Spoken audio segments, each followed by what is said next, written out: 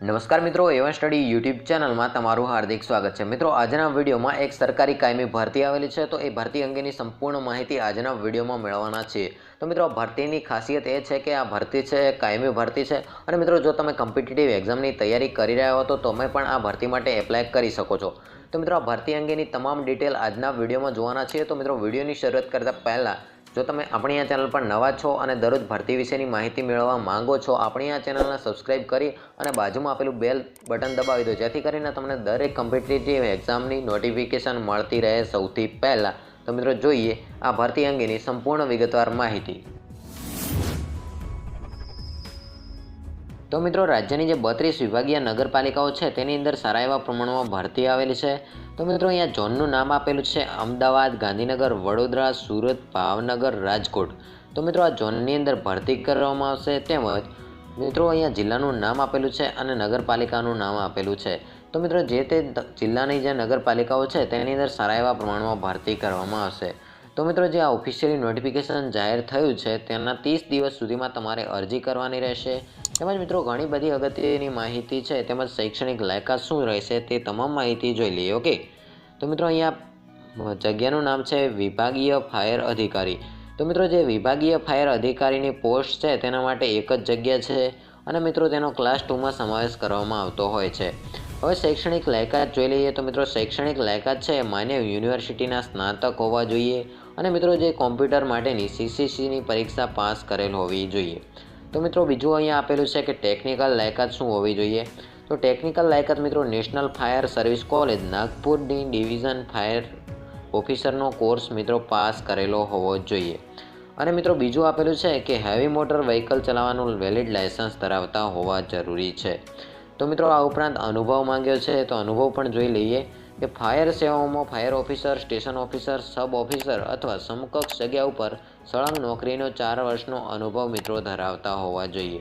આ ઉપરાંત મિત્રો, વયમર્યાદા આપેલી છે। વયમર્યાદા મિત્રો 40 વર્ષથી વધુ ન હોવી જોઈએ તે પણ જણાવેલું છે। તો આગળ જોઈએ મિત્રો, સ્ટેશન ફાયર ઓફિસર।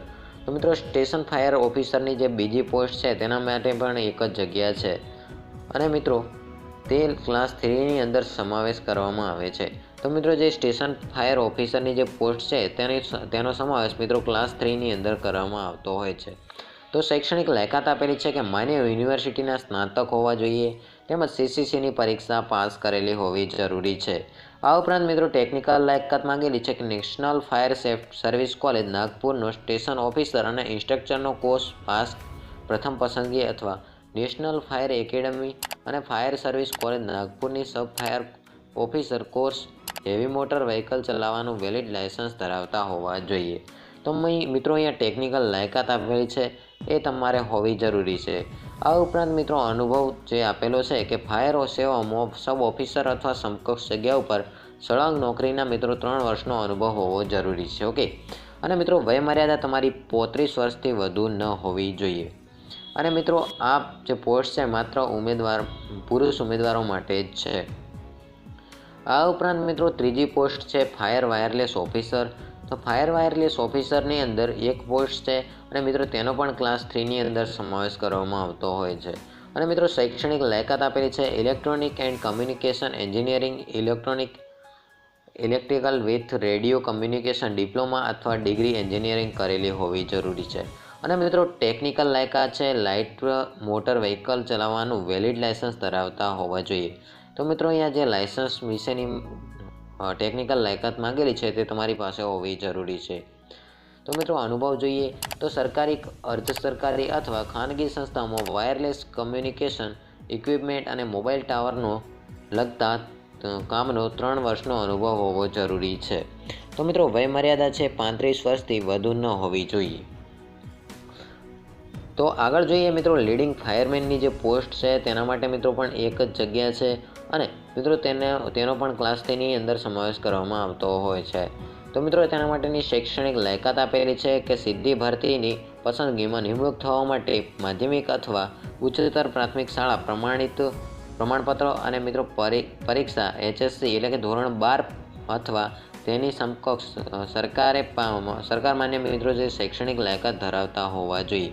આ ઉપરાંત મિત્રો તમે CCCની પરીક્ષા પાસ કરેલી હોવી જોઈએ અને ટેકનિકલ લાયકાત અહીંયા મિત્રો જે માગેલી છે એ તમારે ટેકનિકલ લાયકાત હોવી જરૂરી છે। તો મિત્રો અનુભવ માગેલો છે કે સરકારી કે અર્ધ સરકારી અથવા ખાનગી ફાયર સેવાઓમાં ફાયરમેન અથવા સમકક્ષ જગ્યા ઉપર સળંગ નોકરીના મિત્રો 7 વર્ષનો અનુભવ હોવો જરૂરી છે અને મિત્રો વયમર્યાદા 35 વર્ષથી વધુ ન હોવી જોઈએ એ ખાસ ધ્યાનમાં લેવાનું છે।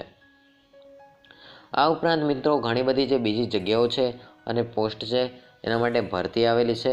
તો મિત્રો ફાયર ડ્રાઈવર કમ પંપ ઓપરેટર, તો એના માટે મિત્રો 3 જગ્યા છે અને મિત્રો એનો પણ ક્લાસ 3ની અંદર સમાવેશ કરવામાં આવે છે। મિત્રો અહીંયા શૈક્ષણિક લાયકાત આપેલી છે, ટેકનિકલ લાયકાત છે જે તમે ધરાવતા હોવ તો અને અનુભવ માંગેલો છે જે તમે ધરાવતા હોવ તો આ ભરતી માટે એપ્લાય કરી શકો છો। તો મિત્રો ફાયરમેન કમ ડ્રાઈવરનો જે મિત્રો ની પોસ્ટ છે એના માટે મિત્રો સીધી ભરતીની પસંદગીમાં નિમણૂક થવા માટે માધ્યમિક અથવા ઉચ્ચતર માધ્યમિકના શાળા પ્રમાણપત્ર પરીક્ષા HSC ધોરણ 12 અથવા તેની સમકક્ષ માન્ય કરેલ શૈક્ષણિક લાયકાત ધરાવતા હોવા જરૂરી છે। તો મિત્રો ફાયરમેન કમ ડ્રાઈવરની મિત્રો પોસ્ટ છે તેના માટે 12 જગ્યાઓ છે। તો એના માટે પણ તમે જો લાયકાત ધરાવતા હો તો એપ્લાય કરી શકો છો। તો મિત્રો એક જ અરજીપત્રકમાં એક કરતાં વધુ જગ્યા માટે અરજી કરેલ હશે તો અરજીપત્રક રદ ગણવામાં આવશે। તો મિત્રો ખાસ એ નોંધ લેવી જરૂરી છે કે એક જ અરજીપત્રકમાં એક કરતાં વધુ જગ્યા માટે અરજી કરી હશે તો મિત્રો તમે આની અંદર માત્ર એક જગ્યા માટે જ તમે એપ્લાય કરી શકો છો। તો મિત્રો ગમે તે તમે એક પોસ્ટ સિલેક્ટ કરી અને તમે આના માટે એપ્લાય કરી શકો છો। તો મિત્રો આ હતી આજની આ ભરતી વિશેની સંપૂર્ણ માહિતી। તો મિત્રો આની અંદર હવે જોઈ લઈએ કે નગરપાલિકા વિભાગીય ફાયર અધિકારીનું અરજી ફોર્મ। તો મિત્રો આ અરજી ફોર્મ છે જે તમારે ડિટેલ ભરવાની રહેશે। તો મિત્રો આ પ્રકારના અરજી ફોર્મની જે વિગતો છે એ ભરી અને તમારે મિત્રો અહીંયા વેબસાઇટ આપેલી છે તેના ઉપરથી તમે આ અરજીપત્રક છે નગરપાલિકાની મહેકમ શાખામાંથી રૂબરૂમાં તો મિત્રો આ પોર્ટલની વેબસાઇટ આપેલી છે તેના ઉપરથી તમે અરજીપત્રક ડાઉનલોડ કરી શકો છો। તો મિત્રો અરજીપત્રક ડાઉનલોડ કરી અને તમારે જે અહીંયા મિત્રો નોટિફિકેશનની અંદર એક એડ્રેસ આપેલું છે તેના ઉપર તમારે સબમિટ કરાવવાનું રહેશે।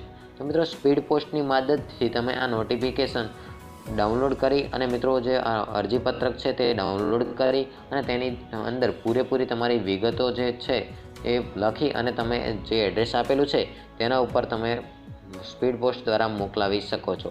તો મિત્રો આ હતી આજની ભરતી વિશેની સંપૂર્ણ માહિતી। તો મિત્રો આશા રાખું છું કે આજનો આ વિડીયો તમને પસંદ આવ્યો હશે। તો વિડીયો પસંદ આવ્યો હોય તો વિડીયોને લાઇક કરજો અને તમારા બીજા મિત્રો સુધી આ માહિતી પહોંચી શકે તેના માટે આ વિડીયોને તમારા દરેક વોટ્સએપ ગ્રુપની અંદર શેર કરજો। અને તમે પણ જો આવી સરકારી ભરતી વિશેની માહિતી મેળવવા માંગો છો તો આપણી આ ચેનલને સબસ્ક્રાઈબ કરી દેજો અને જે બાજુમાં પેલું બેલ આઇકન છે તેના ઉપર ક્લિક કરી ઓલ નોટિફિકેશનને ઓન કરી દેજો જેથી કરીને દરેક સ્પર્ધાત્મક પરીક્ષાઓને લગતી અને દરેક સરકારી ભરતીની માહિતી